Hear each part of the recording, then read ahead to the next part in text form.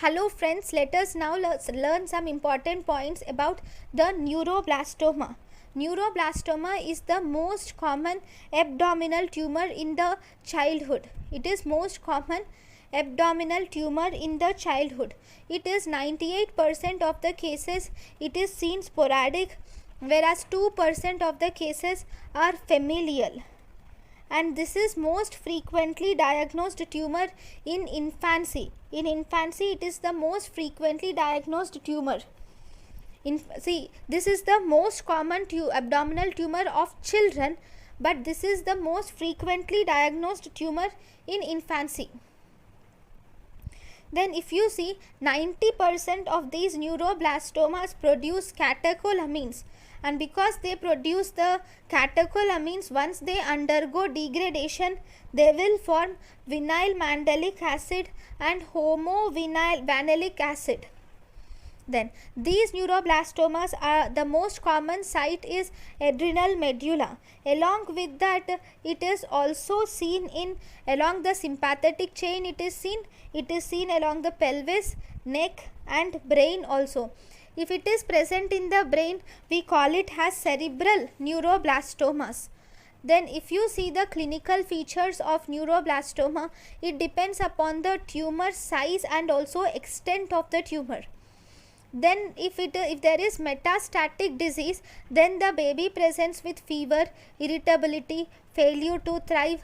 There can be bone pain may be there, and there will be bluish subcutaneous nodules may be seen, and you might see orbital proptosis may be seen, and you will also see periorbital ecchymosis may be seen in the baby. Then if you see the localized disease, in the asymptomatic, you might see asymptomatic mass may be seen, or even cognitive dysfunction may occur. Because the catecholamines are produced in this tumor, this can result in hypertension, and if serotonin is produced, it will lead to profound secretory diarrhea, and it can also cause tumor lysis syndrome and DIC also. Then what is the TNM staging? We have 4 stages. Stage 1, if after you have excised the tumor, there is complete excision of the tumor. But after excision of the tumor, if the lymph nodes are negative, then it is stage 1. Then when do you call it as stage 2? You have done incomplete excision, you didn't completely excite it, but after incomplete excision, if the lymph nodes are negative, then it is 2A. Then what is 2B? 2B is, here there is a localized tumor, and along with this localized tumor, you have the lymph nodes to be positive. That is 2B. Then we have 3. In 3, the tumor is unresectable at all. You cannot do any resection, and it is unilateral tumor, and it is infiltrating across the midline. It is going across the midline.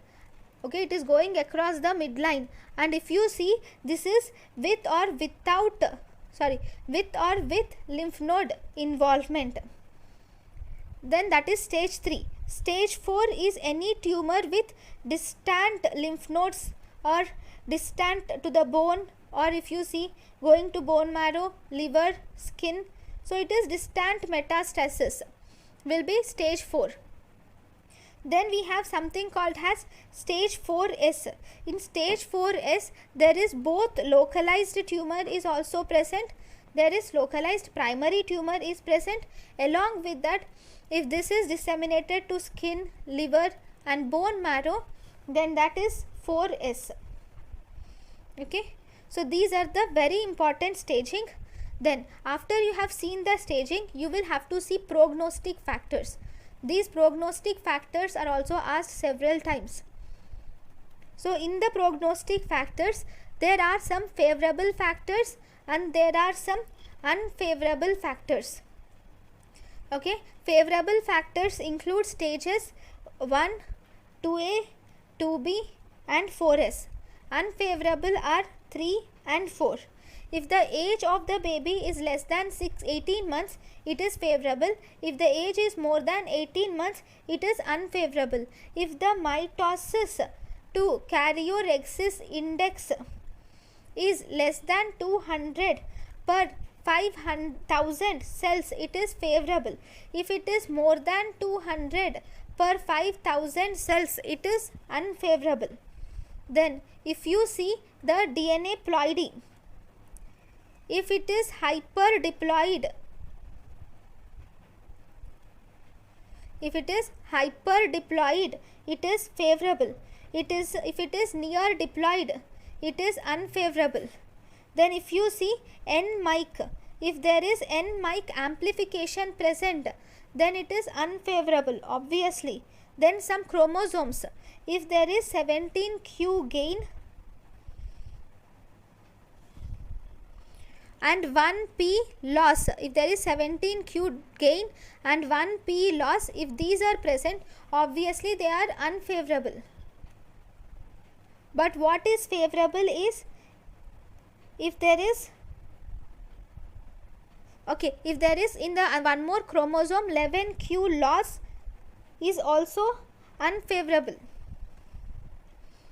And if there is, it is also unfavorable if there is TRKA expression, A for acha, so it is favorable, whereas TRKB expression, it is unfavorable. Okay, then if you see the telomerase expression, if telomerase is highly expressed, it is unfavorable. Okay, so these are the prognostic factors which are very important. Next, if you see the treatment depends upon whether it is low risk disease. In low risk disease, if it is low risk disease, that is stages 1, 2, then you will just observe the patient, and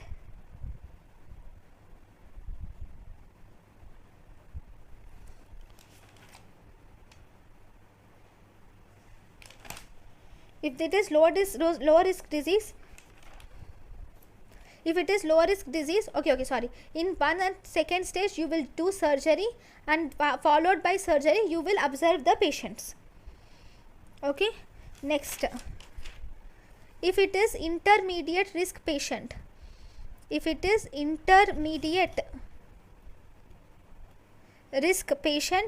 then you will do surgery should be done.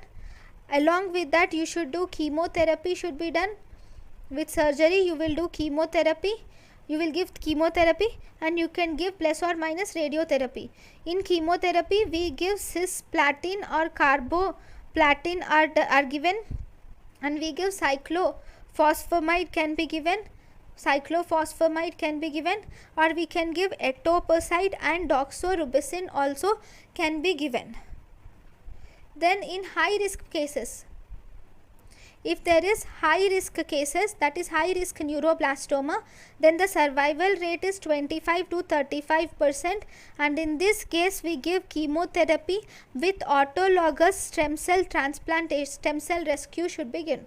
With autologous stem cell rescue, we give chemotherapy with autologous stem cell rescue should be given.